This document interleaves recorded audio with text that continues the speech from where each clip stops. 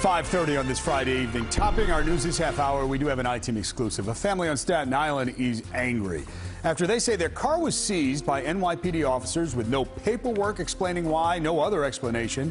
And they're asking, was it a case of racial profiling? Our investigative reporter Sarah Wallace has more on their story. I'm talking about this car because it's only being singled out his car. Jolyn Alvis took this cell phone video of her black Mercedes being towed on the orders of Staten Island cops because she says without evidence, no one would believe her story and her son's. Like if I didn't video this and I told a story, this would go away dismissed as I must be lying. They just see a young black kid in a nice car. It's just like he must be doing something wrong.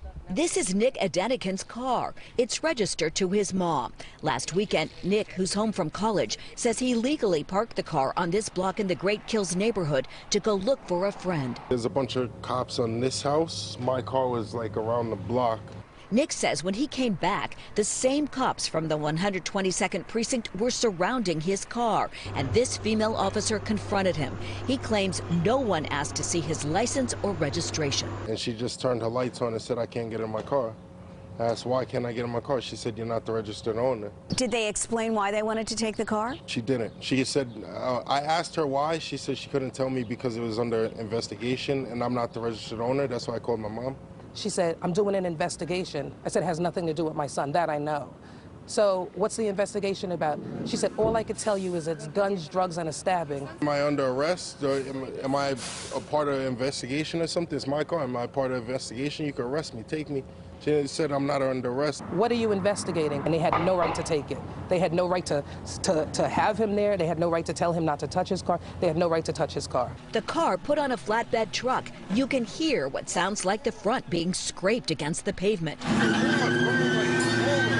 The family says they went to the 122nd precinct and waited several more hours, insisting they weren't leaving without the Mercedes. A detective finally led them to the car, the front with major damage. This is more cell phone video. Yo, wait a minute. Nah.